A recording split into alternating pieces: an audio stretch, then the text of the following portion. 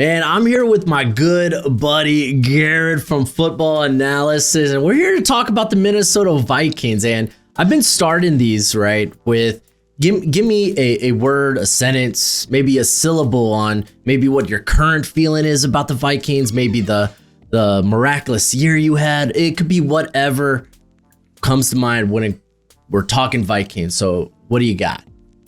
For the 2025 Vikings, I would say confident. I love where we are. Ooh. I think we addressed every weakness that we had entering the 2025 offseason. And I will, of course, be doing my own team preview with the Vikings at some point during the month of August. But I really, really like where this team is. And I truly can't wait to see how we play this year. Yeah. And with that, let the fine people know where they can find you. Of course, yeah. I mean, Football Analysis, YouTube, Twitter, Instagram. Those are the main ones. Mainly YouTube and Twitter.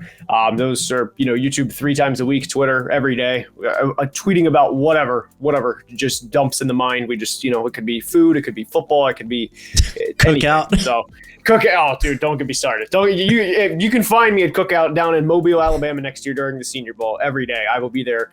I love Cookout. All right, so last year, let's go over what went right last year, because a lot went right. This team went 14-3, and things kind of fell apart later in the year, but they stayed really healthy. I was going through like their IR, and I was like, compared to most teams, but they didn't really have a lot of guys that had to have that like 4-week vacation before they can return.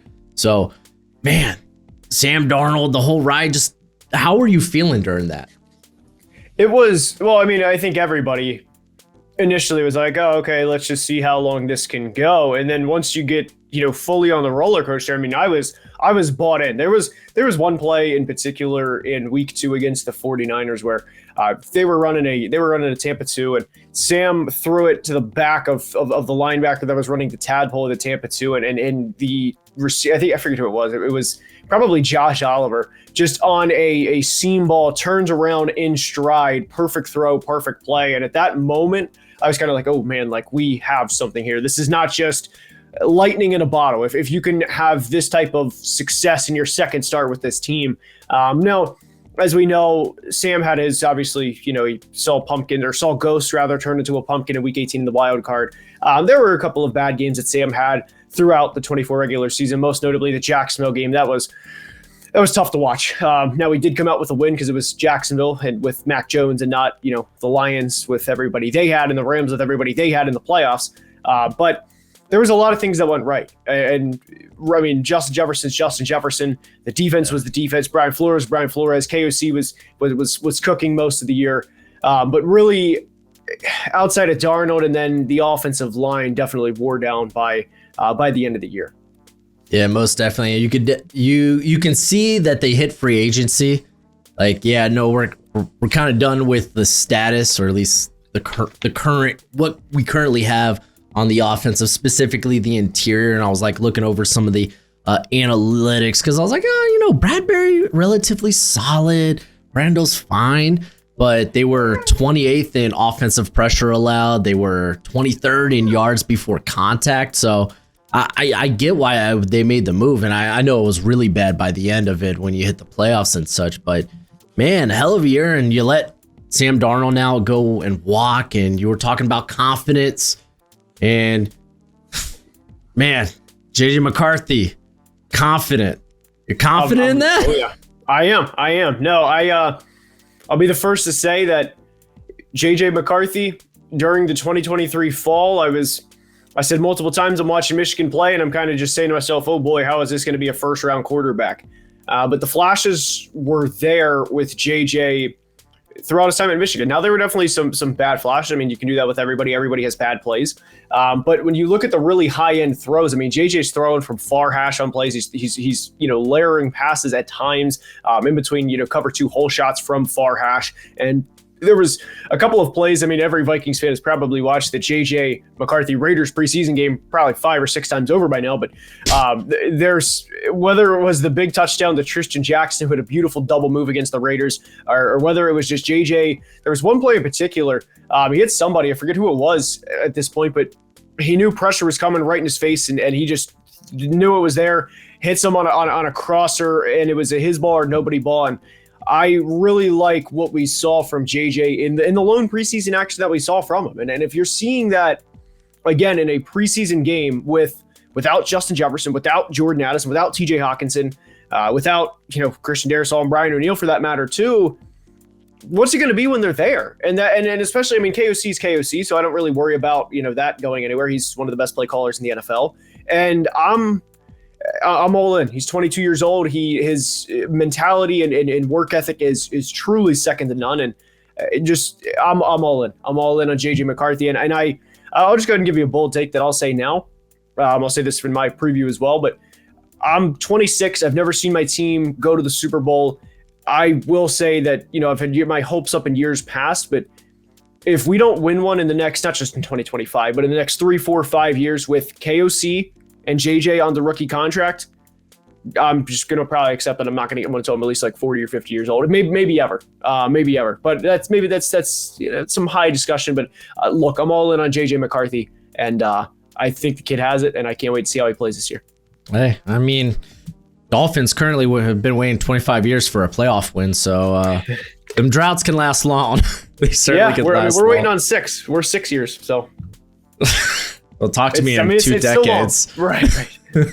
But with that, I guess we could get into the off season because obviously you sound very confident about McCarthy, and I love to hear that. In one of my dynasty leagues, I have the McCarthy Jefferson stack, so I'm like, please be. But you could tell going into the offseason, they wanted to emphasize the offensive line or some sort of like just the run game, right? They even go out and get Jordan Mason. They make acquisitions of Will Fries and Ryan Kelly. And then in the draft, we'll talk about in a little bit with Donovan Jackson. But are you expecting the run to be... Well, it's not even like it wasn't ineffective. You look at this team's. Well, I guess it was pretty ineffective. It wasn't great. No, it was by the end of the year. It was bad. It was bad. That's honestly why I'm really excited for this year, is because Aaron Jones, like a lot of older backs, started out pretty hot last year, and then by the time the season goes on, you get 200 carries in. You're 29, 30 years old.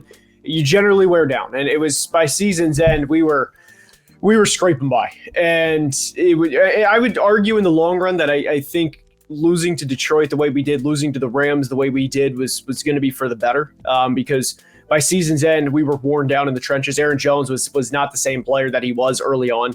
We finished 26th in yards per carry last year and 21st in rushing DVOA. And to really hammer home the trenches the way we did with Ryan Kelly, with Will Fries, and eventually getting a healthy Christian Darrisaw back, who I think is one of the best left tackles in the entire NFL.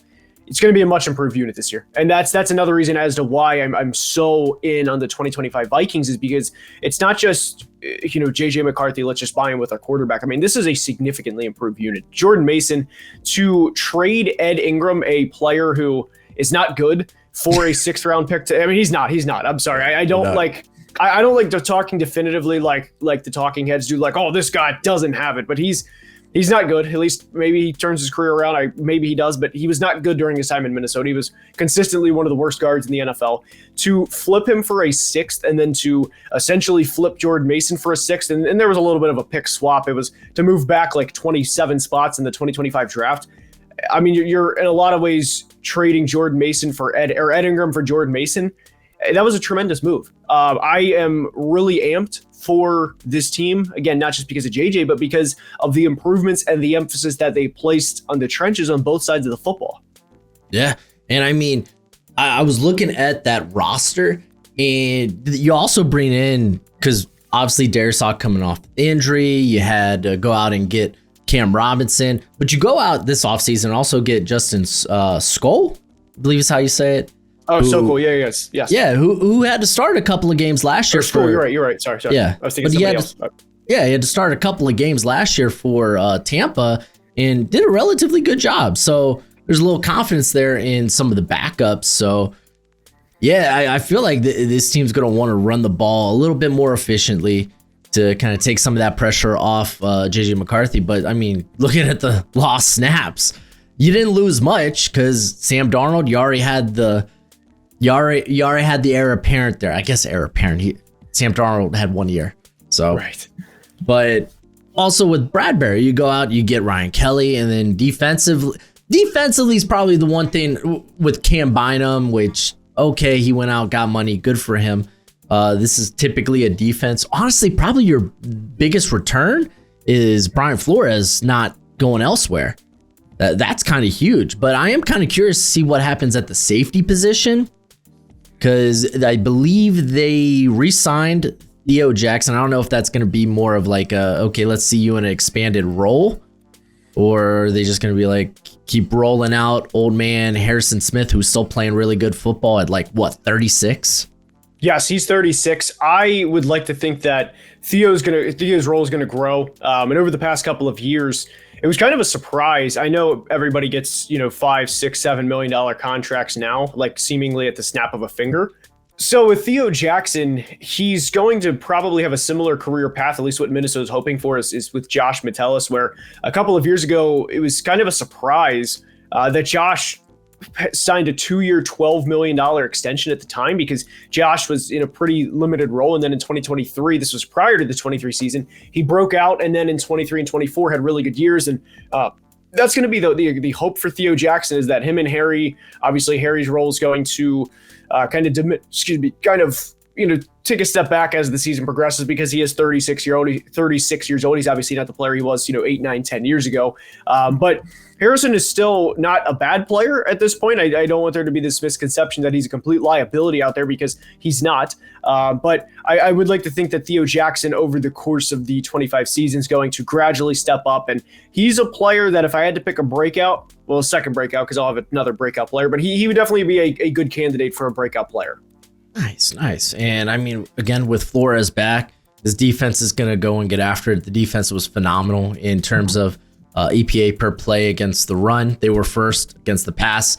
They were fifth. They go out and they get some old heads. Actually, how old is Jonathan Allen? He's got to be close to 30, right? He's around 30. Yeah. So is Javon, 30, 31. Yeah. So like Hargrave. Yeah. Bringing those guys to come in and just keep applying pressure. Like I feel like that unit is pretty deep along the defensive line to some regard. Yeah. So why goes back to why I'm so confident in this team is, last year Grenard and Van Ginkel had tremendous years. Both had double-digit sacks. Both were Pro Bowlers, and I know Pro Bowl is obviously watered down now, but they were legit Pro Bowlers. I mean, Grenard finished third in the NFL in pressures. He had 80 pressures last year, and there was a point where it was like weeks 1 through 8 or 9 where Grenard started his Vikings tenure off with at least 5 pressures in every game. Now he had one game where he had 3 pressures or something, but I mean, it was the point that if he finished the year with 80 pressures, I mean, he was balling all year. Van Ginkel is there's a reason his teammates, I mean, former Dolphins player, Christian Wilkins, obviously you're a Dolphins fan. He said that Van Ginkel is by far the smartest player he's ever played with, and there's a reason that Gink has multiple plays where he's intercepting passes right at the line, because his play recognition is truly off the charts. His football IQ is as high as it gets. He's really the ultimate chess piece. And he's honestly one of my favorite free agent signings that we've ever had. But for the, not really flaws, but just for the positions they play at edge, well, and Gink's a little different because he's, like I said, a chess piece, but we didn't really have a good interior pass rush last year. And Harrison Phillips is an athletic, kind of run stuffing defensive tackle, but Harrison doesn't really push the pocket the way you'd like. So we're more or less going to have Jonathan Allen and Javon Hargrave kind of in those DPR, those designated pass rushing roles along the defensive line. And, we can say, hey, Jonathan Allen, take 2 plays off, get out there at 3rd and 6 while you're fresh and get after the quarterback. Same thing applies to Javon Hargrave. Just flip him out. Hey, you played 3 plays in a row. All right, come out, let the other one go in. And, we're going to have the depth that we have not had along the defensive line since, honestly, probably Kevin and Pat Williams, 10, 12, 15 years ago. And I am really looking forward to it because of that, because of, you saw what the Eagles did last year. You saw them consistently get after the quarterback. And it wasn't just Josh Sweat. It wasn't just Nolan Smith. It was obviously Jalen Carter and Milton Williams and everybody they had, and Brandon Graham. And you saw how many players and how many guys it takes to build a pass rush. I mean, you don't need just 1 or 2 guys. I mean, you need a whole arsenal. So for us to go get Jonathan Allen and Javon Hargrave, in those DPR roles, I'm really, really looking forward to it. Yeah, 100%. But I mean, let me before we move on to the draft, I do want to ask, what was maybe your favorite free agent acquisition? Oh, mine without a doubt. I'm gonna give you two because I don't think it's fair to say just one. It would be both of the it'd be both the interior offensive line guys from Philly, or from Philly. Sorry, I had Philly in my mind. From Indy, where just for the past 3, 4, 5 years during a lot of the Kirk era. Now, I had the whole playbook of defending Kirk Cousins for several years, but I mean you have to have it. You have to have it ready. But I had to. But it was a lot of the time when Kirk would be set up for failure because the interior offensive line was never great during his time there. I mean, Kirk started for the team for over half a decade, and not once was the interior offensive line ever like top 10, top 12 in the league. It was always below average. And it was frustrating to go into, Philly, knowing you're going to play Fletcher Cox, go into wherever, just go. I mean, Philly was the big one, of course, because they, have been our big brother for quite a while now. But it was frustrating knowing you were going in to Philly, you were going to lose because your gameplay was going to get wrecked by whichever interior defensive lineman, and knowing there was nothing you could do about it. And the fact that, Kirk is off the books now, and the fact that we have a young quarterback to be able to go out and spend that money on not just one, but both interior offense or, the center and the right guard spot, and then draft a left guard in the first round, I am ecstatic to be able to finally have a wall in front of our quarterback and not have to go into games and more or less hope and just say, man, I hope Garrett Bradbury doesn't get destroyed by Jalen Carter. Man, I hope Ed Ingram can hold up against Dexter Lawrence, knowing full well that that's not going to happen over a 60-minute game. Yeah, 100%. And you literally just said it. Left guard going out, getting Donovan Jackson, snagging him ahead of the Texans, apparently. And you got to be feeling great about that. Yeah, he was honestly a fun prospect, a guy that got forced into left tackle early in the year because of injury there at Ohio State. And I believe his first game was against Abdul Carter. And it was just like trial by fire, right? It was just, okay, this is going to be a year that just kind of sinks his draft stock because he's playing out of position. But then he turned it around, and now people during the process are like, oh, maybe this guy can be a tackle in the NFL. Obviously, y'all didn't draft him to be that. But this offensive line, it's looking, at least on paper, oh yeah, it looks mighty nice. This is, again, this is not like, whenever you get excited about your team, it's, oh, you're being biased. But I've been a fan of this team since, for 20 years now. And this is probably a top 2 or 3 offensive line that we've ever had. I mean, the only other years, I mean, I will confidently say this is the best offensive line that the Vikings have fielded in at least since 2011, 2012. Just somewhere, just to give you an idea, it's the best in the past 15 years that this team has fielded. And again, to be able to go into games and just be able to breathe and not hold your breath, waiting for basically the shoe to fall, the domino to fall, like, oh man, who's going to get destroyed on a play that's 3rd and 5 late in the third quarter, pivotal point, we're down a field goal, and we give up a strip sack, they go up 10 on a strip sack, touchdown the other way. Just something like that where I'm not going into games like that this year just waiting for it to happen. And I'm really ecstatic because, like I said, when I was a kid, we had, Brian McKinney, Steve Hutchinson, Matt Burke, and Hutch is now in the Hall of Fame guard. Matt Burke was a multiple-time Pro Bowler. Brian McKinney, I think, made the Pro Bowl once or twice. And it was just a different era of offensive linemen back then. But this is the best O-line we've had since probably 2008, 2009. That's a great place to be. As a Dolphins fan, I don't know what offensive line play is. Yeah, it's. I mean, look, I don't know either till we see it in person. Till we see it. But right now, in July, it's fun to think about. Oh yeah. I guess I could ask this question when we get to the roster, but because Ryan Kelly, he's kind of been like a Terran Armstead, where he's going to go down for a few games a year. Like, what's the plan at center if that were to happen? Yeah, so right now we have Blake Brandel still on the roster, and then we did draft a developmental player last year in Michael Juergens in the 7th round.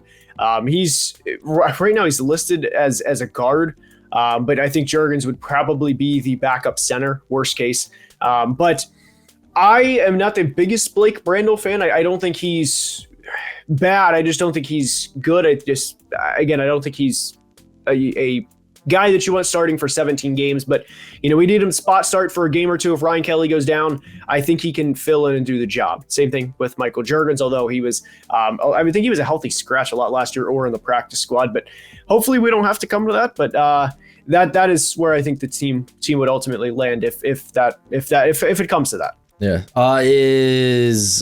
Does Michael have any relation to the Cam Juergens? Cam?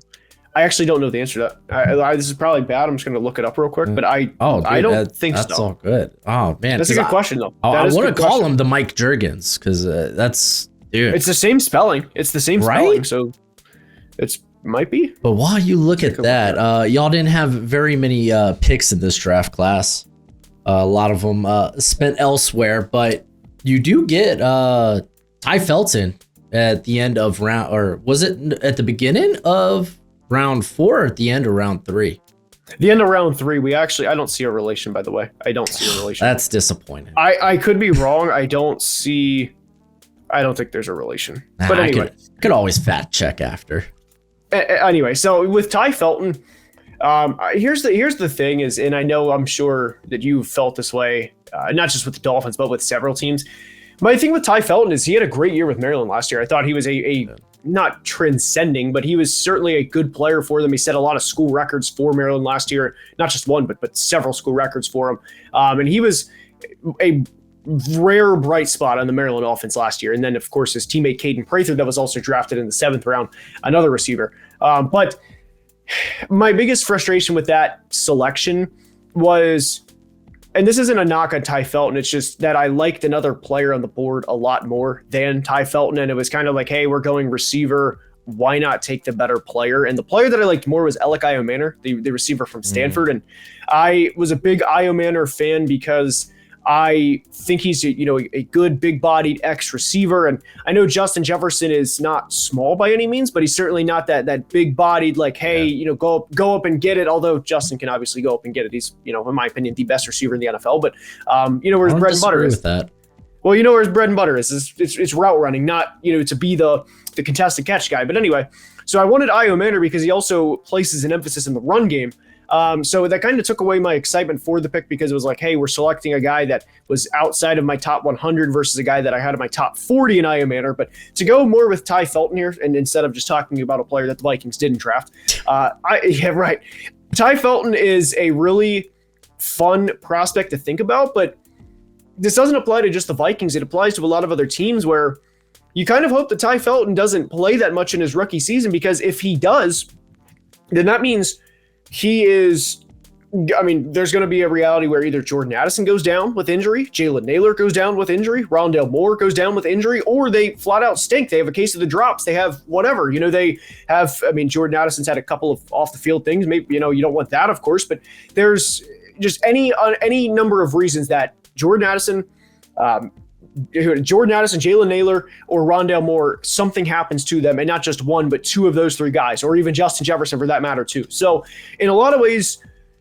this is kind of a one-man draft class for Minnesota, at least early on, and I'll emphasize this whenever I do my team preview as well, because I don't want it to just be that, hey, this Vikings fan's talking about this, whatever. But no, it's in a lot of ways, it's a one-man class right now, and it kind of is what it is, but they traded their 2nd round pick this year to move up to get an extra 1st round pick last year, which was used on Dallas Turner, and he was kind of used in a sparing role in his rookie season because of Jonathan Grenard and Andrew Van Ginkel having the years they had. But I hate to just give this cliche answer, but you almost hope that Ty Felton doesn't have that much of an impact this year, strictly just because of everybody that's in front of him.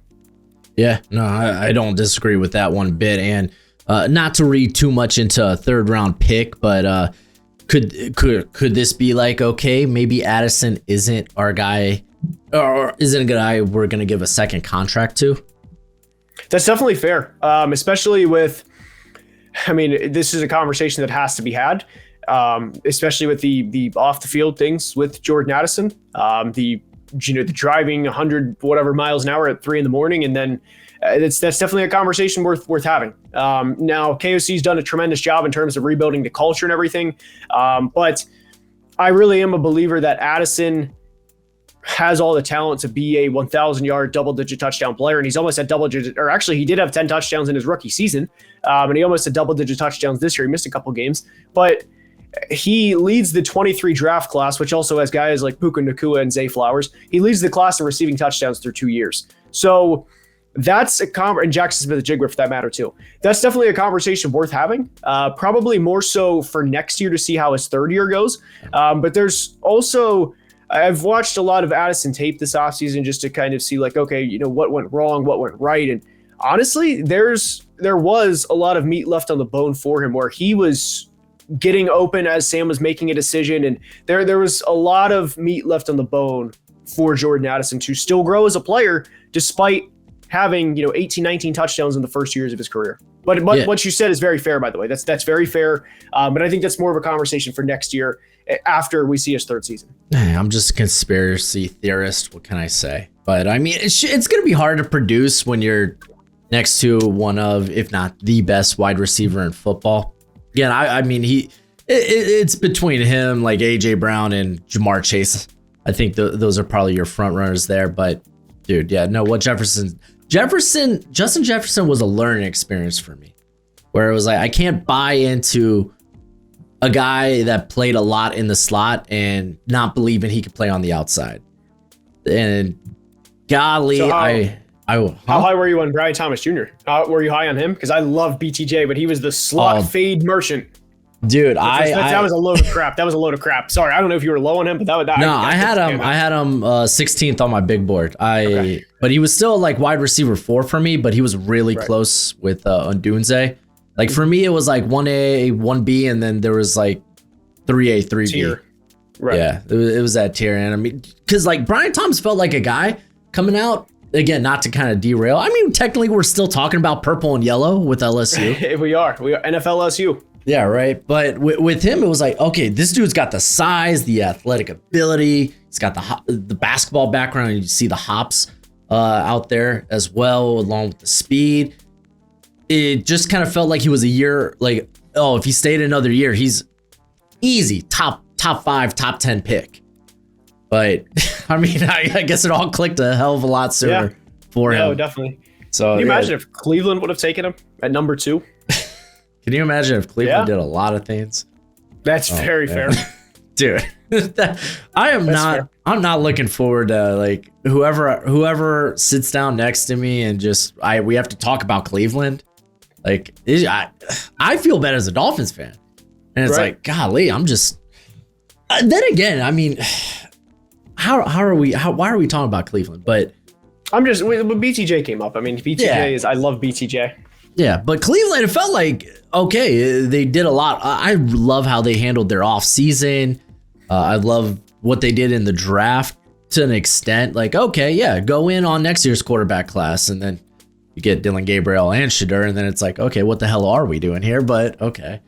But I don't know, man. We'll see with Cleveland. We'll see. But y'all had a few day 3 picks, and okay, they're probably not going to see any extended playing time, but any among those 3 that you liked in particular?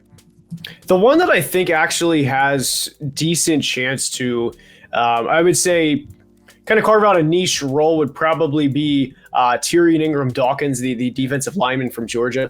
I think there's a chance there just because Flores loves tweeners, guys that can play whether it's inside or outside, and he loves those types of players, and he has that body type that absolutely qualifies for that. And he's definitely going to be a guy that, we have on stunts where he'll be able to, kind of play like that 4-eye role and then just basically run straight at the right tackle, have Grenard or Gink just loop inside and kind of try and take 2 bodies out with one. And it's probably going to be a guy that plays maybe 100 or 200 snaps as a rookie at most. But could certainly carve out a role. Now with Kobe King, the linebacker from Penn State, I like the idea of Kobe King. I as a Penn State fan, was never like, oh, Kobe needs to go 3rd round, 4th round.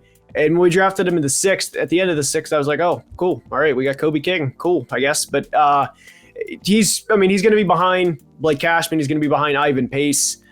Kind of, again, like with Ty Felton, you hope he doesn't play just because of the guys in front of him. It would mean that one's probably going to go down. But I think Kobe King is an athletic player that definitely would have a role in run situations where it's basically like see ball, get ball type thing. I don't want Kobe King out there defending the pass, defending, hey, we have Amon-Ra St. Brown and Jameson Williams. Figure out which one you're going to try to carry up the field to pass off to the next DB. You know what I mean? I don't want him in those situations. I just want him in, hey, we're running the ball at Josh Jacobs. Okay, cool. Go thump him. Go give him everything you have and then come out for the next running play. Yeah, nice. I was looking up while you were talking with Ingram Dawkins, because I remember seeing him at the Senior Bowl. I was like, oh man, this guy's got some speed. And then combine, he just kind of blows it up. And he just kind of had a weird not history, but he had a weird collegiate career where he showed up at 300 pounds, was expecting to be a defensive interior player. And they were like, oh, we kind of want to put you out on the edge. So he got down to 270, 280. Basically one of those guys was just like, okay, tell me what to do, coach. And right. Yeah. So kind of why maybe his production didn't stick out initially. Again, I didn't really go to watch him until I think after the combine, because even after the Senior Bowl, I was like, I don't know if it's enough for me to go back right now. Let's wait and see. And it was like, oh wow, okay, this guy can move. But that was the draft, and we could go ahead, look at the roster offensively. Let's start there. Strengths, weaknesses. Feels like there's a lot of strengths with this offense now. That's kind of yeah, dude. I mean, again, best wide receiver in the league. You got a lot of playmakers there. Even the backfield, adding Jordan Mason.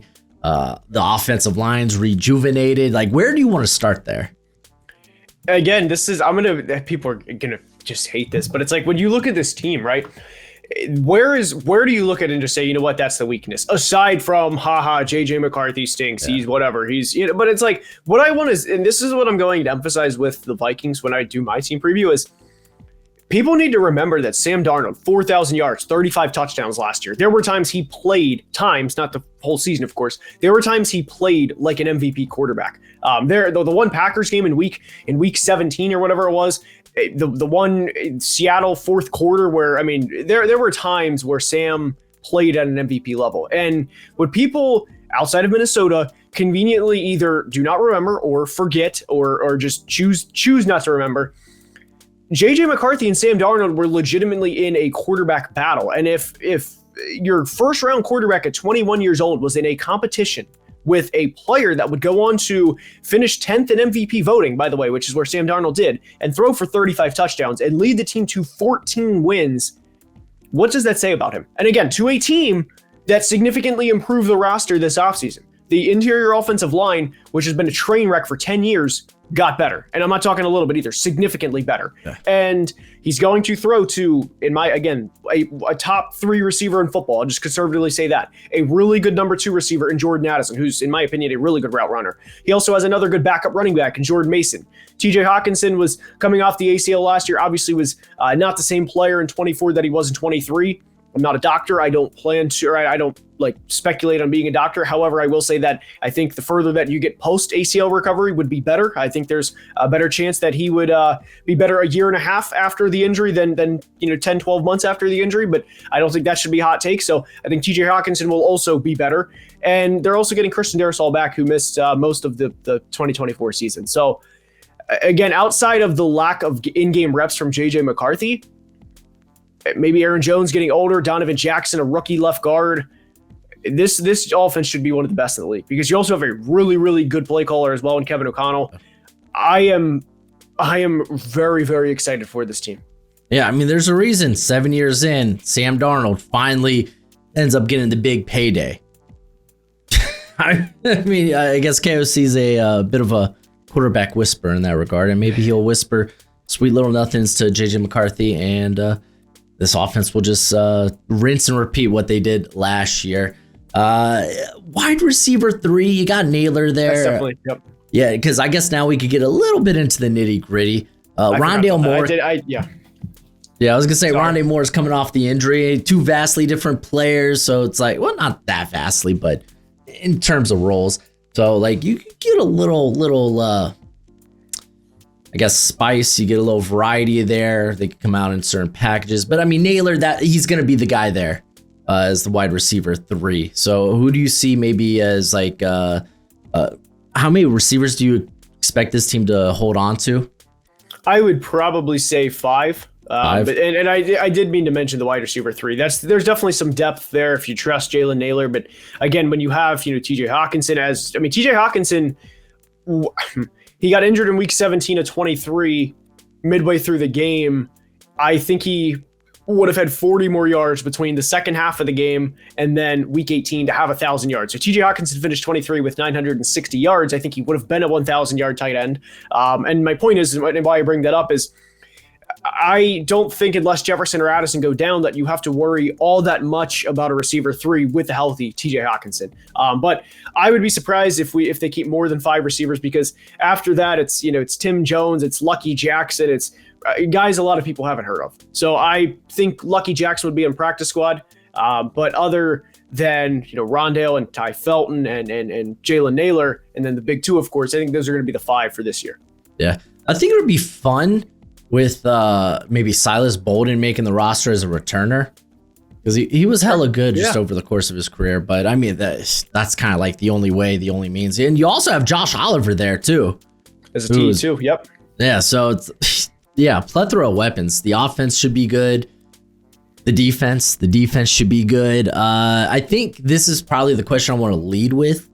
Ivan Pace. Are they slowly just kind of like? Is he becoming more of a situational, like, hey, you're really just going to be like maybe a third down, DPR type of guy there?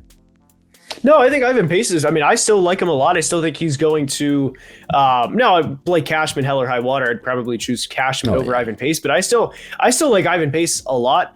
He's a really, really good player. He was a UDFA from Cincinnati that we picked up in the 23 draft process as a UDFA. I still think he has a tremendous role in this defense. I absolutely love Ivan Pace. He's one of my favorite players on the defense. But with him and Cashman manning the inside there, along with a better interior defensive line, again, this should be a really, really solid unit defensively. The only real concern that I have is probably corner depth. But I think you could say that about every team. Okay, guess what? This team doesn't have corner depth.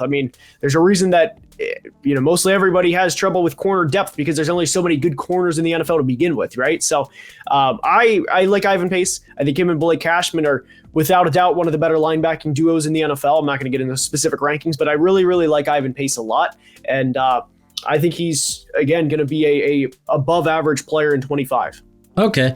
That may have been just me reading too much into like Derek Wilson signing. It's like, okay, maybe Pace goes more to like a kind of a pass rush role, come in and blitz like hell, which, hey, fortunately, Brian Flores, you're going to be blitzing all the time anyway, so this doesn't really matter. Oh, man. Dallas Turner. Are we going to see a uptick in his usage? I hope so. So did you see what Dallas Turner was in the news for recently? Hopefully good.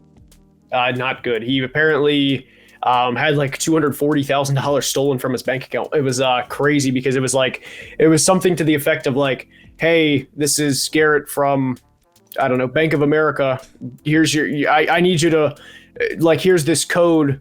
I'm working at the bank right now. I'm going to send you a code. Tell me what the code is. Oh. And then that was what was published. Obviously, I have no knowledge of that, but that was like what was. And then so they got him for $220,000 withdrawals. But there's worse things you could be in the news. Right. I'll just say. Right. And I hope the best for Dallas. But the thing that I go back to with Dallas right now is, you look at the guys that were in front of him in Gink and Gernard last year, and it's like, okay, even if Dallas Turner had a tremendous camp, had a great couple of games, let's just ask this simple question. Which player are you pulling off the field for Dallas to get more snaps over? Because both players, Gink is one of the most underrated players in the NFL. Gernard is an absolute animal. So who are you going to pull off the field? And that's kind of my thing with Dallas Turner. Is now we did give Van Ginkel a 1 year, $20+ million extension.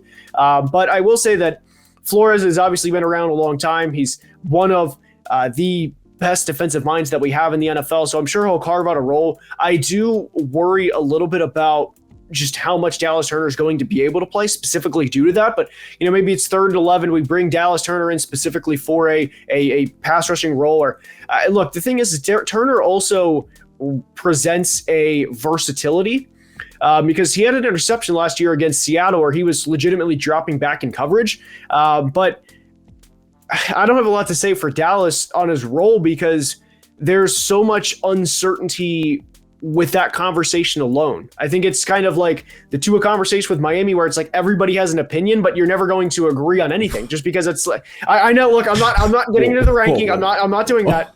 I'm just saying everybody has an opinion on it because there's so much uncertainty surrounding it. Because if you want to say, hey, Dallas Turner, 23 SEC DPOY, great prospect. He was only 21 years old. Now he's 22. The sky's the limit. You can take that route, but there's also the realistic route of Van Ginkel and Gernard in front of him, and he didn't play that much as a rookie. He wasn't particularly great as a rookie.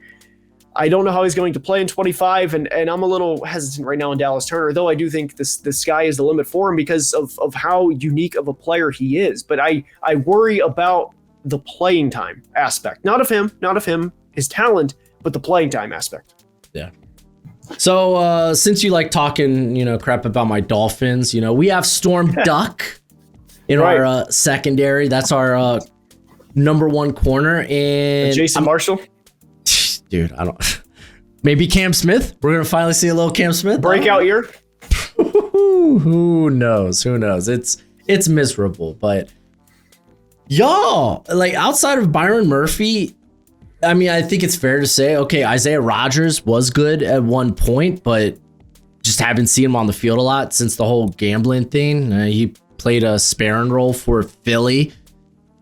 Jeff Okudah never really got around to figuring out how to say his name correctly. Hopefully I didn't butcher it terribly, but I mean, what? He's looking to face his old team, Detroit, twice a year now. Like, yeah, I guess you brought up the corner position earlier, and there's questions.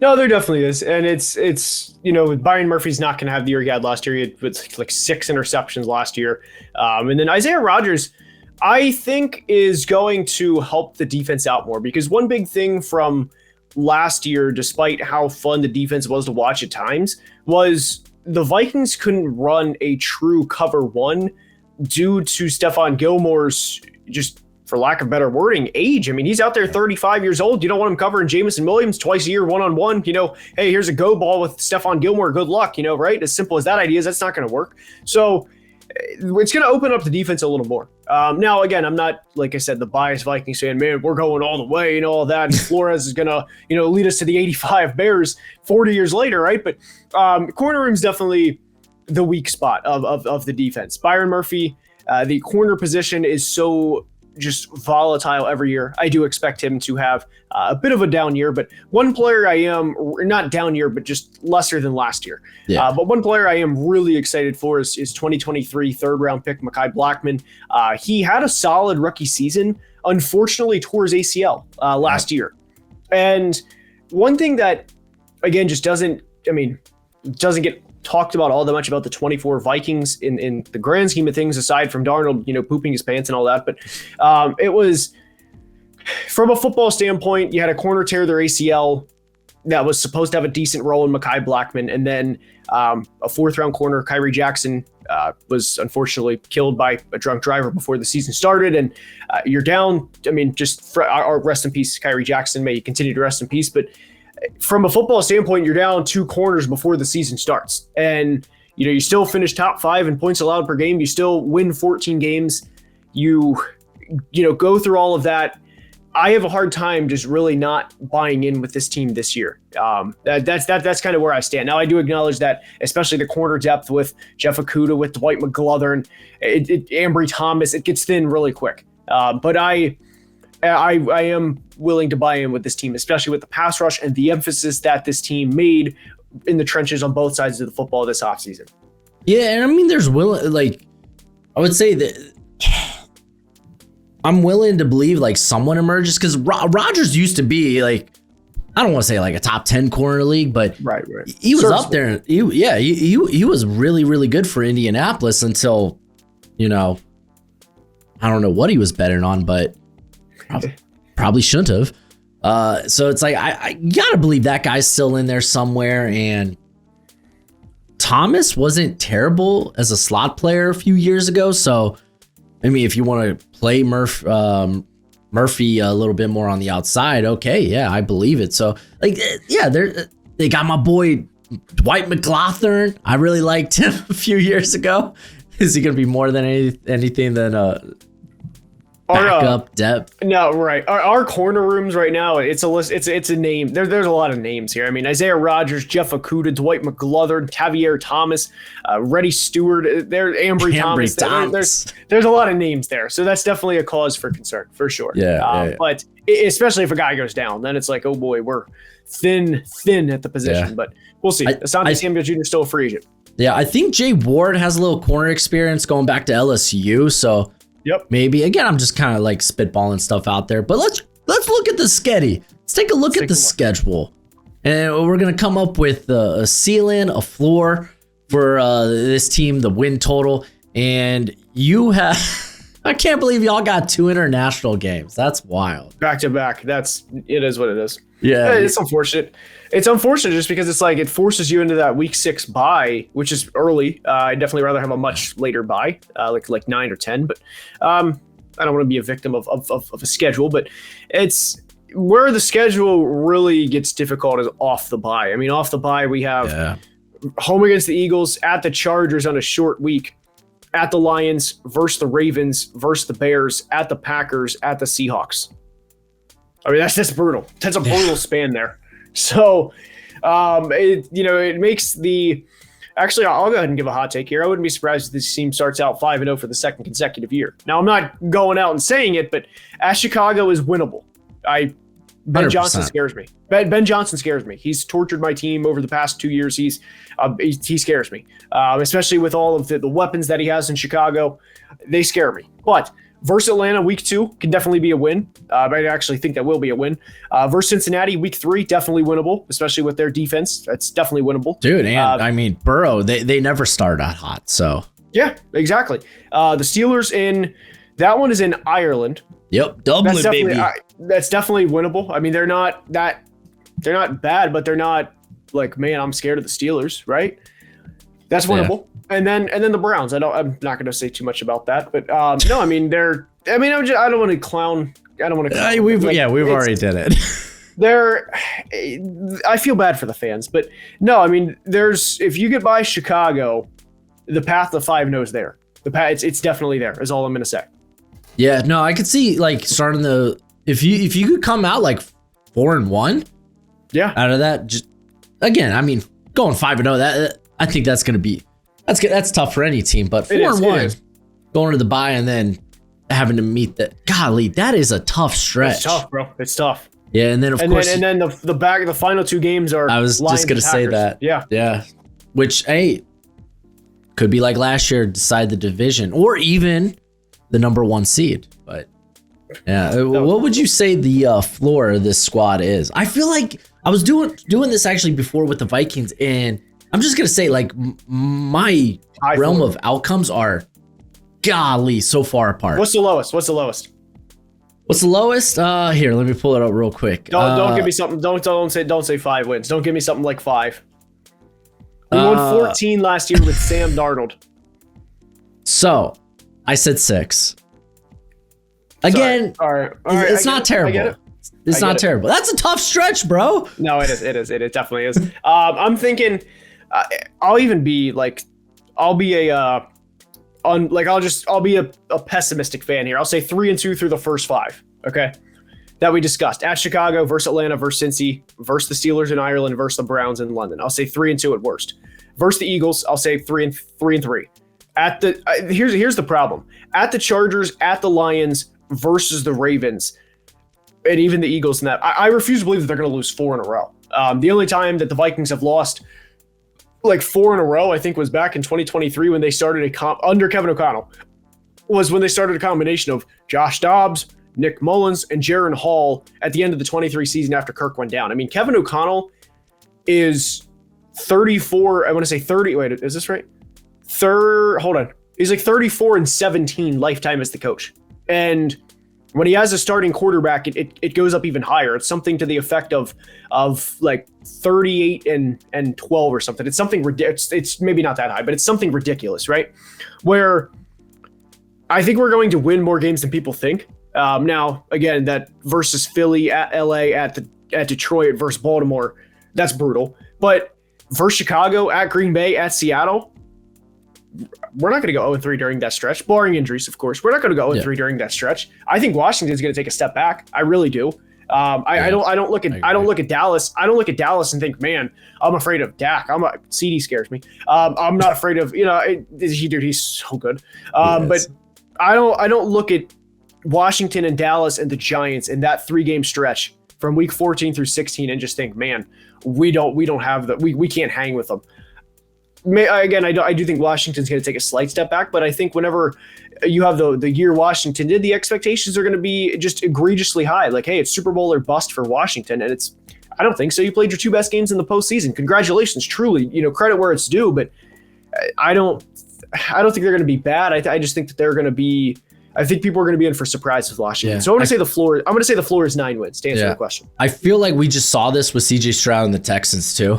100%. Yes, exactly.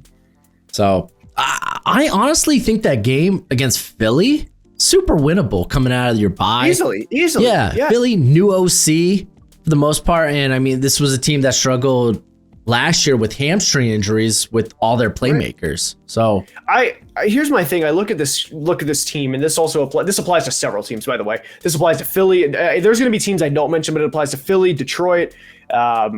Those are the 2 in the NFC that I immediately think of. And several others. I don't want to get into the AFC, but the Kansas City, Buffalo, just you can think of who this applies to. Do you look at the schedule and just think, man, they're just done. Just pack the bags. Just forget it. They can't win this game. I don't think that with any game. And I mean, that applies to several teams though, but I think the floor for this team's 9 wins. The coaching staff is one of the best in the league. The roster is, I know they played the AFC South last year. People love to bring that up for the 14 wins part. Yeah. But this and that's very fair, by the way. That is very fair. Yeah, I was going to bring up 8th easiest schedule last year. That's fair. It's fair. But this roster is so much more improved from where they were from week 18 to now. I mean, they hit every weakness. So I'm saying floor 9 wins. I'm saying floor 9 wins winning record. Yeah. Again, the only uncertainty is JJ McCarthy. And it's year 1. It's not like, I'm unsure that he's going to be a good quarterback. I'm unsure he's going to be a good quarterback with his first start. So very fair. Where would you have the ceiling? Because again, I was one of 2 extremes. Typically I have a 3 or 4 win difference with my ceilings and floors. I would say what do you think I was gonna say, 16? No. I would say 12 or 13. I'll conservatively say 12, although you could talk me into 13. Okay. But again, it's you look at the rosters, people think that JJ McCarthy, the opinions are so varied. They're like, man, this guy, it's just people talk like he's never played football in his life. And he's walking into, I mean, they do. It's ridiculous. Now, again, I don't think he's going to be this all-pro MVP quarterback, but I really don't think it is an exaggeration. And I want this part to be heard here, with an explanation. I don't think it's an exaggeration to say maybe outside of 2018 Mahomes with, Tyreek and Travis and Andy Reid and Mitchell Schwartz at tackle and everybody else they had, that this is the best supporting cast a first-year starter has ever had in the history of the NFL. I mean, it's just the coaching staff, the offensive line, Justin Jefferson, Jordan Addison, everybody. And people just think that, man, JJ just stinks because of the agendas they want to write out before he even takes his first NFL snap. So I'm putting the floor at 9 wins, the ceiling around 12 to 13. Yeah, and I think that's a good thing to bring up there, just how equipped he is to succeed. I think he does get a lot of flack because he was kind of a weird prospect coming out too, where it was okay, he won a national championship on the back of Blake Corum in a defense, which, I mean, dude, he showed up in big moments when they needed him to. It's just that team was just so good, didn't really need him to a ton. But yeah. I had them at 12 wins. That was my ceiling for them as well. Because, again, I mean, you kind of sold me on this team being a bit more than I expected. You could sell me on 13 wins. Just talking about this team, it's oh yeah, no, they're kind of loaded in a lot of these positions that matter. And I do. Sorry. I was just gonna say, and even with like, okay, you have concerns about corner, but I'd rather have concerns with the cornerback room than my pass rush, because the pass rush can save bad corners. Right. Doesn't really work that way, vice versa. Exactly, and that's my biggest thing. It's as long as we have Grenard and Gink and one of Javon Hargrave, Jonathan Allen, one of those guys, every week plus Dallas Turner, we're gonna be all right more often than not. And then I know you could talk me into losing to Chicago, losing to Philly, Detroit, Baltimore, Seattle, or Green Bay. You could very easily talk me into 9 or 10 wins. But hell or high water, I'm going to bet on Kevin O'Connell a lot more than I'm not. I'll just leave it at that. Yeah, no, he's a hell of a good coach. But hey, man, thank you for joining me today, bro. You want to go ahead, shout yourself out for the people if they don't already know. I appreciate you having me. And football analysis on YouTube, Twitter, Instagram if you're on Instagram, but definitely YouTube and Twitter are the two biggest ones. So appreciate you having me. And we'll definitely have to enjoy a nice meal at Cookout down in Mobile in January. Yeah, dude, I already can't wait. But as always, until next. Hey, I'm just saying, it took me way too long to get seafood when I was down in Mobile, because I love seafood. I live out in the desert, so not a lot of great options for seafood. And sure, dude, they had a really good place that me and Alex went to. Forgot what it was called. It was like Felix's or something. But golly, bro. Oh, they had, now I'm talking food, but they had pork chop, Cajun like shrimp grits. Sure. Oh my gosh, dude, it was amazing. But down in the South? Yeah. I used to live in New Orleans. I miss living near the Gulf just because of the food. So good. But yeah, Mobile's going to be a great time. We're going to be making content. But as always, until next time, you be easy, my friends. Later.